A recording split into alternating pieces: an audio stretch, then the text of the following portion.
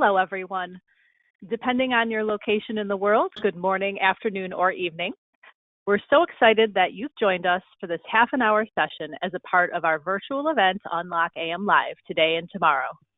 I'd like to welcome from Print Parts, Robert and Cody, along with Nate from PostProcess, who will be joining up for a Q&A as a part of our Today track on lessons learned in rapid scale-up for New York City's COVID response. Having founded their own company in 3D printing, Rob and Cody are clearly additive experts, and we're excited to hear more about their experience using 3D printing technology in response to the pandemic. Please note that attendees will be muted throughout the course of this live presentation. You can send questions in at any time through the chat feature, and the presenters will address them at the end. Additionally, this session will be recorded and made available for download afterwards. Finally, there are a number of other presentations and demos during this event that feature additive experts from some of the most prominent names in the industry. Registration is available at our main event site. Look out for links in the chat towards the end of the presentation. Okay, now that I've kicked it off, I'll hand it over to you guys. Take it away. Fantastic. Well, hello and welcome. I am Nate Harris, Vice President of Sales for PostProcess Technologies based out of Buffalo, New York. And as the name says, we're focused on the third step of the additive process, design, print, and post-print, or post-processing. But today, I'd like to take that hat off for just a moment and have the distinct pleasure of hosting a discussion with Robert and Cody of Print Parts based in New York City. So maybe, gentlemen, if you could just share a few things about yourselves before we dive in. Sure. Hi, everyone. My name is Robert Hallowa. This is my partner, Cody. Say hello. Yeah, sure. So hi, everybody.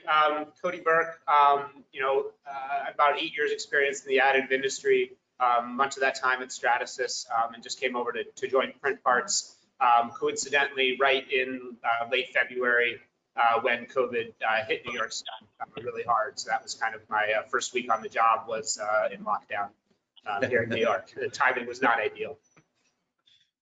My name is Robert, as I said. I've got 15 years in leadership experience having to do with manufacturing, product development, additive, and I started Print Parts as a service bureau.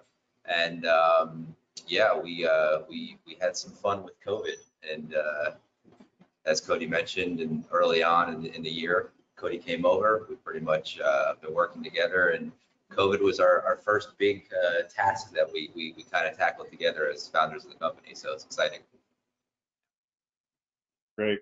Well, great to hear from both of you. We're excited to hear more about your story.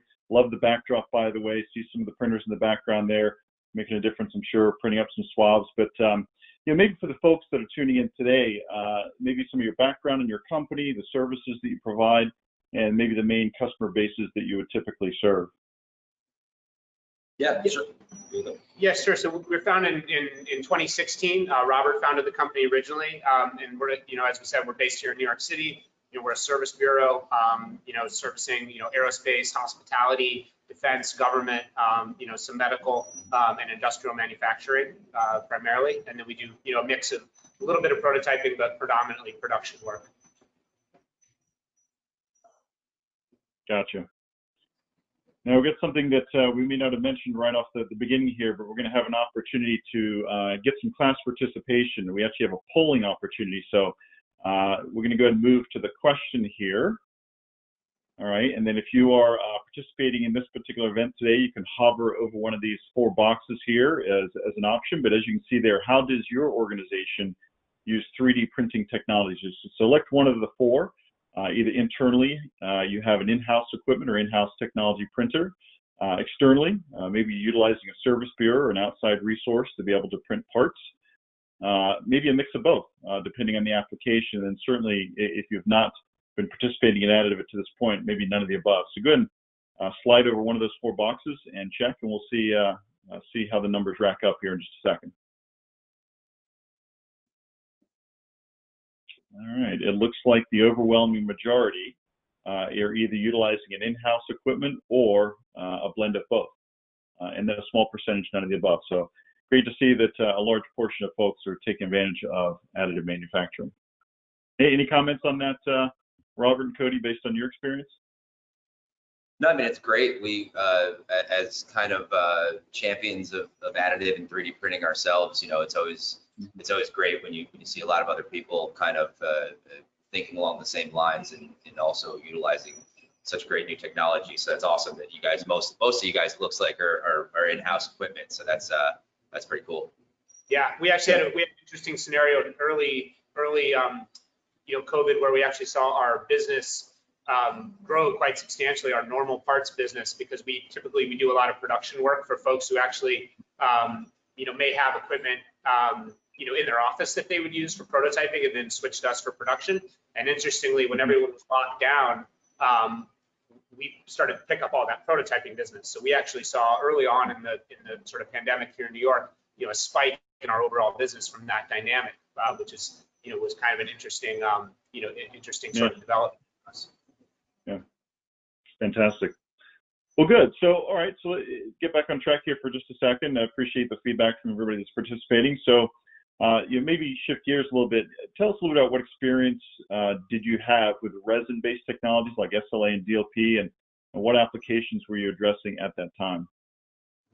Yeah, so we have a long background with using SLA machines, mainly like Formlab, some smaller desktop machines that we were using kind of as like almost like a print farm, you know, more in bulk.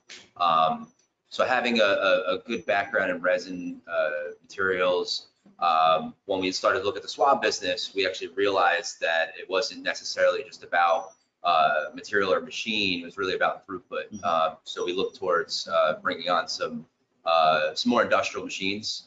We were kind of excited because DLP is kind of like a step up from SLA, and it was excited working with Envision Tech to put together a whole dedicated fleet of Envision One systems, which use their CDLM technology. So it's really cool. Yeah.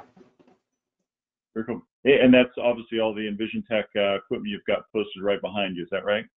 Yeah, correct. We brought in eight of the Envision One systems, and again, this lab you see behind us, this was an empty room when we started. So we spent about a little over 2 weeks spinning up this facility, including setting up the Envision One systems that you see behind us. Wow, fantastic. So this is the part of the story, the print part story I'm most interested in. I think a lot of people are interested in. Maybe tell us a little bit about how you became the primary partner for New York City's COVID nasal swab initiative. Sure. Yeah, so we kind of, it was interesting, early on, as Cody mentioned before, we noticed supply chains getting more and more disrupted, and that was just in our traditional parts business. But with that, it was kind of the writing on the wall that we needed to see to know that, you know, additive's going to play a big part in this, or at least we believe, you know, in the beginning with everything that was being disrupted. As things started to kind of roll out, you saw companies responding with like face masks and face shields. But we knew that we were doing that with some customers, but we knew we could do so much more. So we started to look towards how could we really help at about the same time as testing became the primary part of the conversation. This was probably late March going into April. So very quickly we identified, you know, how can we help when it comes to testing? New York was being hit with the kind of beginning of it all. So I think there was a steep learning curve in that process, not just for us, but also the New York City team that we were working with. Once we identified that swabs were going to be the biggest component that was really missed but needed the most for the test kits, that's when we started to work heavily with New York City to identify, you know, is this possible? Is it validated for use? You know, how would we go about scaling an operation to meet the demand? At the time, I don't think we realized that the demand was in the millions of units, but you know, we didn't quite know what we were getting ourselves involved with at that point. But we took on the responsibility and the challenge, and we were able to develop a great supply chain that was able to make that happen. So it was quite exciting. Yeah, to be clear, so in New York City, you know, this came from the mayor's office, from Mayor de Blasio. There was a mandate put forward to develop a complete COVID supply chain within the 5 boroughs within New York City. So we were just we were part of that process. We were doing the swabs. there was other folks working on, various kinds of PPE, the face masks, gowns. Yeah. So really across the board, New York City, the EDC department did just an incredible job in building this, totally New York City-based supply chain for all PPE and testing on our side. So we were just part of that larger effort, but it was pretty incredible to be part of. Got it. And somehow EnvisionTech kind of wove its way into that story as well. Is that true? Yeah, so we worked with, we evaluated a few different vendors. As I'm sure everyone on the call knows, there was an initiative by some of the leading OEMs, so Formlabs, Carbon, Origin, EnvisionTech, to develop a 3D printed swab and get that through, the FDA process. EnvisionTech was obviously one of those, and we ended up, pairing up with EnvisionTech. They were incredible, supporting us, with getting us these systems. And just a lot of knowledge sharing as we were kind of getting off the ground and up and running. So yeah, they were a great partner for us. Good partnership, fantastic. So as you think back, and it seems like just a few months now, even though it feels like forever in some cases, but when you think back just a few months, what do you think set Print Parts apart and kind of drove to be selected, helped you guys be selected by the New York government for COVID relief? I honestly think it was more the fact that we kind of sprung into action helping New York City, get comfortable with using a 3D printed swab. There's a lot of validation that had to be done. We were joking about it at the time, but I literally had to drive around, I think it was like 18 or 20 different hospitals to drop off swab samples. So that way we could validate not just the swab and the design, which was done by Harvard, the team at BIDMC, which they did a fantastic job putting out a research paper. But what we learned was, every single testing facility and site needed to be sure that they could accept the swab. So we would do a lot of kind of boots on the ground, getting the swab samples out, getting them into the right hands, working with the Department of Health, putting together kind of like the early makings of this supply chain. And with that effort, I think we were able to show that, we were good partners. We got the samples out, we worked with the teams, we went through all the packaging requirements, filled out all the paperwork and everything according to the FDA requirements, GMP, things of that nature.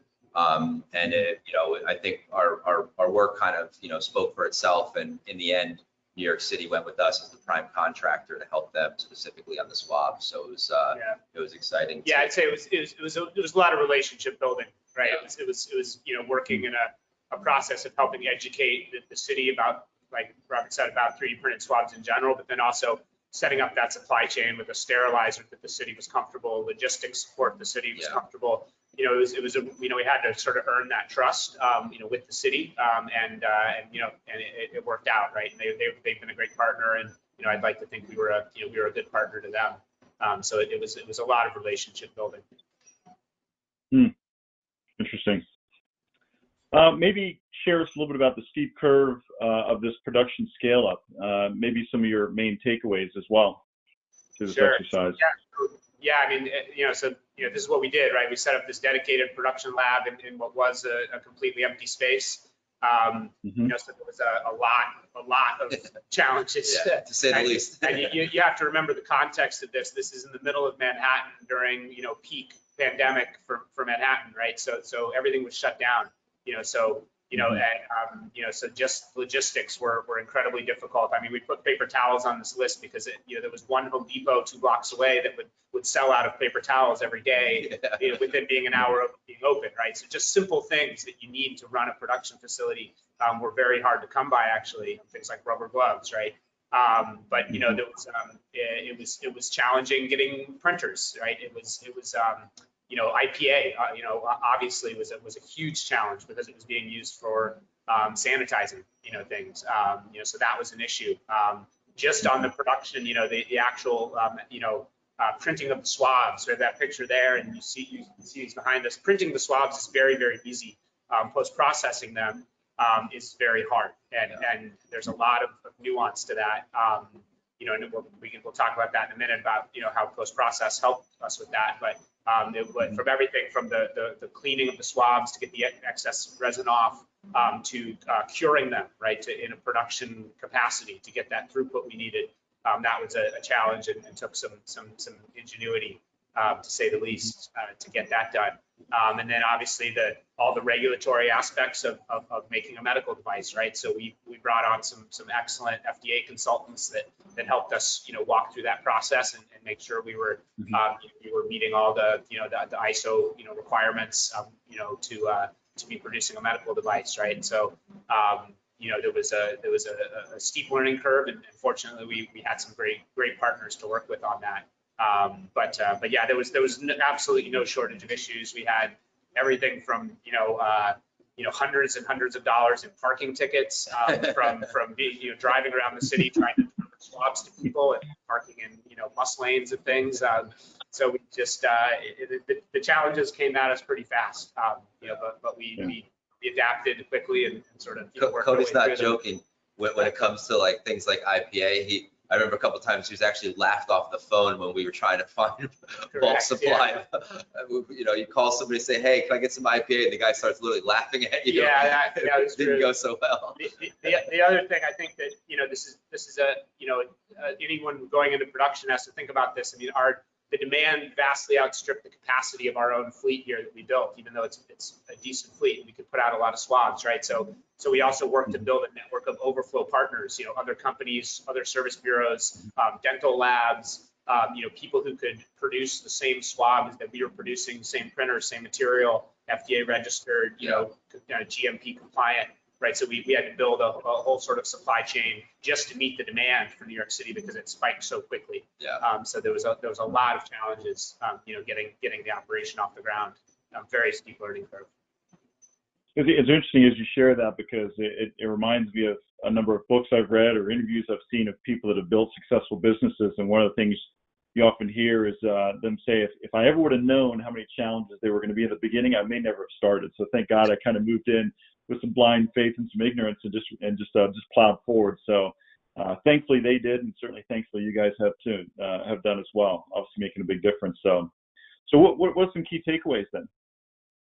I mean, I think, for us and we've actually found ourselves now, it's a very small community of companies that are making swabs. And so we all kind of end up knowing each other. So there's a lot of knowledge sharing that's going on. So I would say, you got to collaborate early and talk to folks and find out what's working, and what's not. This was all new. No one had printed swabs before, and certainly no one had tried to do this during a pandemic. So there wasn't a real roadmap for how to do this, right? So we were, very open to learning lessons from other folks and sharing knowledge that we accumulated, especially with our partners, and that really that helped a lot. And then I think getting the right people on the problem, right? We brought in a great lab tech, to help us out with the printing. We brought in a real rock star on the operations side to help manage our supply chain. The FDA consultants that we brought in as well. So you don't have to do everything yourself, right? You got to be ready to bring in the right people for the job. And then I think the last thing is 3D printing is a tool, right? So you need to not be printing things just for the sake of printing them. So we knew that there was a bridge opportunity for swabs to make them and supply them, but we're not naive enough to think that this is the way the swabs are always going to be made, right? So you have to use the tool that you have to address the gap in the supply chain, but don't overextend yourself and think that this is you're going to be in the swab business for the rest of your life, right? It's it was a moment in time where 3D printing could really rise to the occasion and deliver a lot of value, and that's what we tried to do. Yeah, that's great perspective. So just curious, when did you hit your millionth applicator? Last month. End of August, I think. Like third or fourth week in August. Yeah, we and it was kind of I don't even think we knew it was coming because like we were filling out like a receiving report or something, and it was just like, wait a minute, hold on a second. And we started tallying it out. We're like, we just for a million swabs. Like it was kind of unreal. But we've been. So did you frame that one? You put it in a picture or a picture frame? People need that swab. We can't. It's the golden ticket. Oh, very good. Okay, great. Well, I tell you what, a second chance for those that are listening in to participate if you didn't do it the first time. We have another polling question. So let's go and see what this one is here. All right, what is the main barrier facing additive manufacturing as it attempts to move into mainstream production? So select one of these. Obviously, there may be a couple of these that appeal to you, but try to just focus on one that's the biggest barrier for facing additive manufacturing as it attempts to get into mainstream production. I think the key word there is production. Speed, materials, overall cost, repeatability, or traceability. Let's see, and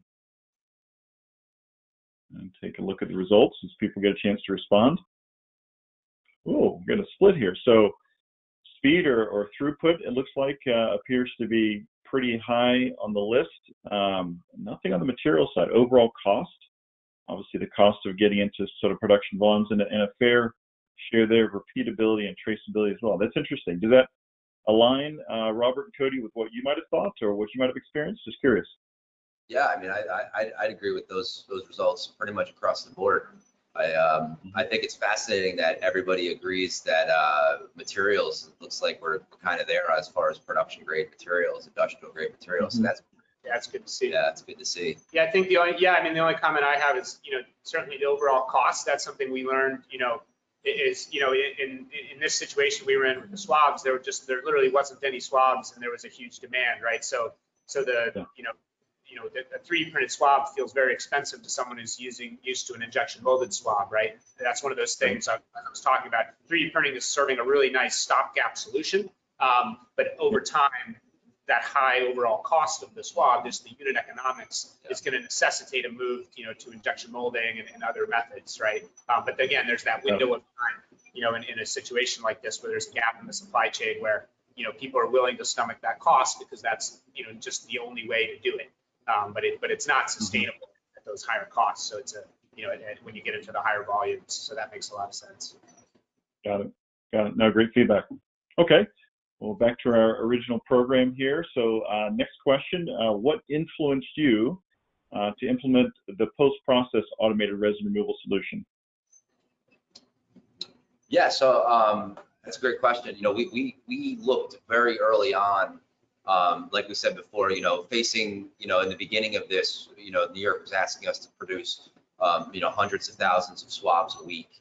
And we were figuring all of this out kind of as we knew additive, we knew what our problems were with additive and roughly how we were going to solve them. But we also knew going into this that, like Cody mentioned, printing the swab itself is not really the challenge here. It was processing that many swabs. How do you get a workflow in place where you can pull, 8 machines worth of parts, every 3 to 4 hours. And when you look at, beyond just the printing method, it's really post-processing those units that become the bottleneck, the real challenge.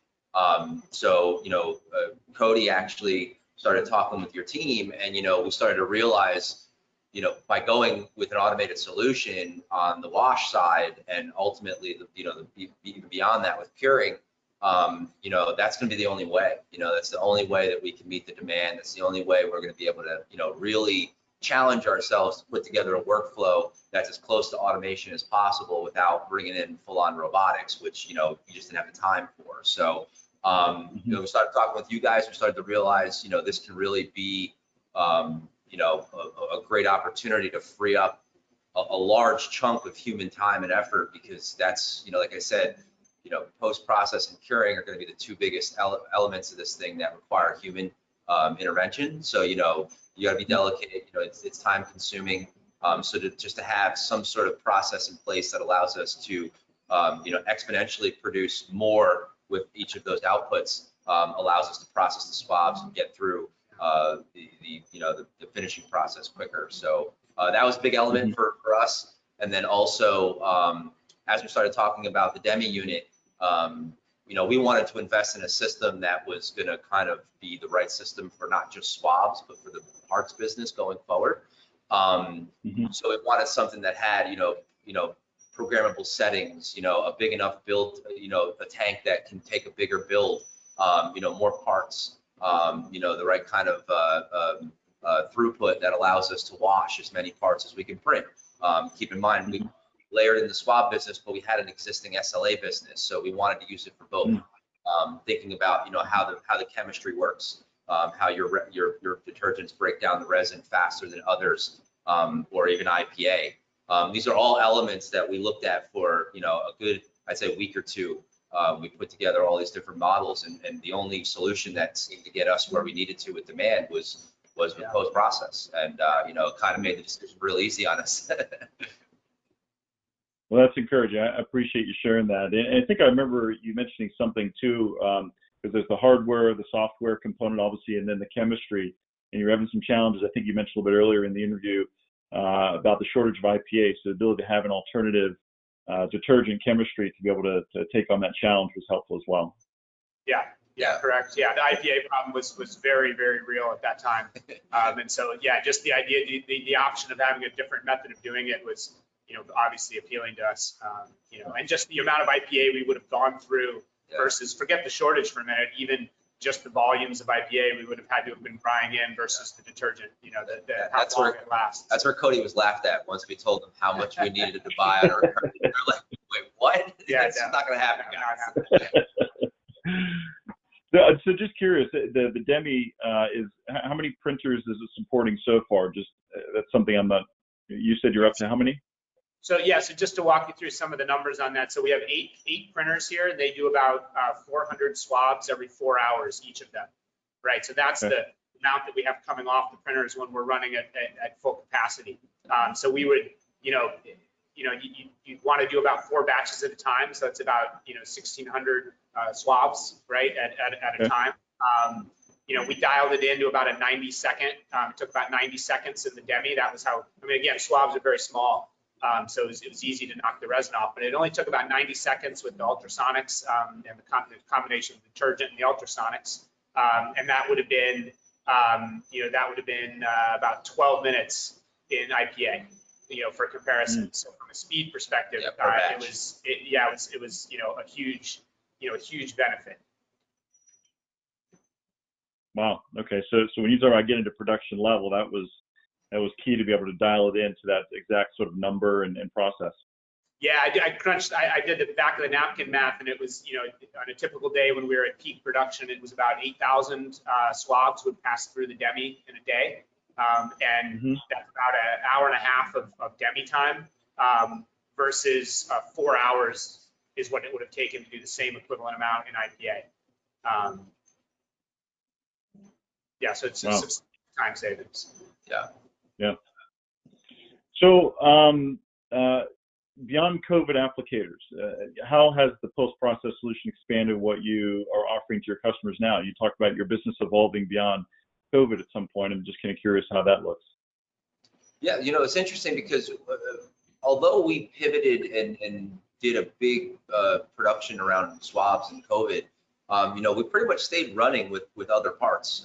So we've been pretty successful in running some other resins through the post process. Even just yesterday, I was watching some parts for another one of our customers. And it's just great to have a machine. I have an industrial manufacturing background, and we always try to think about when you're investing in machines. You want to future-proof yourself. You want to make sure you're investing in a machine you're going to use, every day or every week, to simplify or free up a workflow. So I love it. We have a great opportunity in expanding our business and putting more through the machine, which I'm excited for. But we've already started using it for other SLA parts, resin-based parts, and we're doing a lot of R&D around some other material development as well. So it's been instrumental in again speeding up our workflow. We might have a bunch of jobs going on, so having a quick turnaround when it comes to washing the parts, and also automated. You kind of set it, forget it. You've got the programmable nature, so you just hit the button, you walk away, you come back in, whatever your time frame is, a minute, 2 minutes, 8 minutes, whatever that time requires, and your parts are clean. And it's pretty exciting to know that it's one less thing we have to worry about when it comes to post-processing parts. So yeah, we're going to continue using it, and we end up expanding our facility. We're already thinking about, how do we look towards the future with more machines and more post-process equipment as well. Yeah. That's great. I know who you can call. You know it. No, very good. Well, I tell you what, Okay. here's where you get to. Yeah, I What was was just going to jump in and say we got some real good questions coming in, and we're running right up against clock, so I want to make sure I get them in. So the first thing is, what are you planning to do with your capacity once you are finished with the swabs? Yeah, that's a great question. So again, we talked a little bit about future proofing, right? So, we knew when we invested in all these Envision Tech systems here, as well as the post-process, the DEMI, that would give us an opportunity to expand our production business. And again, most of our business on the parts side is production. So, there's a huge value to having a lot of systems, because you can take on much bigger jobs and do them much faster than other folks. So we're absolutely looking forward to offering our customers. We're already doing it to some extent, but doing it on a larger scale, offering customers the full suite of Envision Tech materials. They have a great selection to draw from. So we're interested in that. And then as Robert kind of alluded to, we have some pretty exciting R&D around some materials technology that we're working on as well, and these systems support that. So it was again, it was an investment for the future that's going to help us drive the business. Great. Question here about how easy or hard is the software to use to set and store the pre-programmed wash settings you described? Oh, it takes seconds. I mean, it's very fast. You have some very simple controls around the temperature, the ultrasonics, and you can store that with a name, and it's very easy, very, very easy. Yeah. Okay, we'll finish up on this question since we're a few over. Thanks for hanging with us. What would be anything, what if anything would be the most important thing you would go back and do differently? Oh man. Oh boy, yeah, that's a tough one. I don't know. Honestly, I think we jumped into it kind of getting our feet wet as we took on the challenge. I would say that we probably could have brought on a little bit more help sooner. I think we were a bit naive in thinking that we can process as many swabs as we were making, and we kind of kicked that can a little bit down the road. But very quickly we found some great employees, and this was also a great opportunity for us to have a little growth as well. So I think we were so distracted with everything going on, and we just kind of put it off. But I would say we probably should have hired some more people sooner rather than later. That would have made things a little bit easier on us.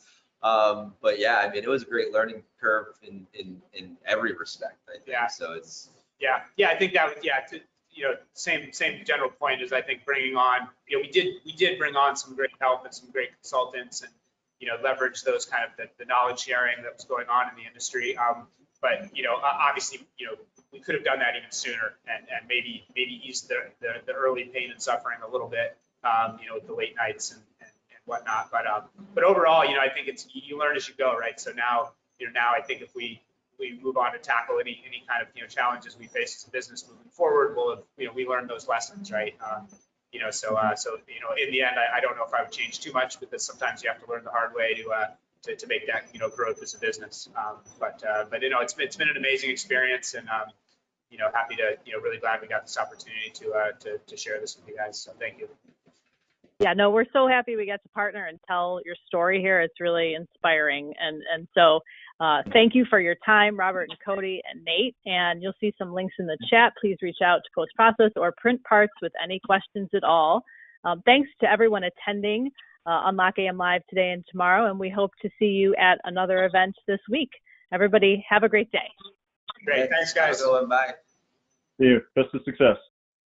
Thanks.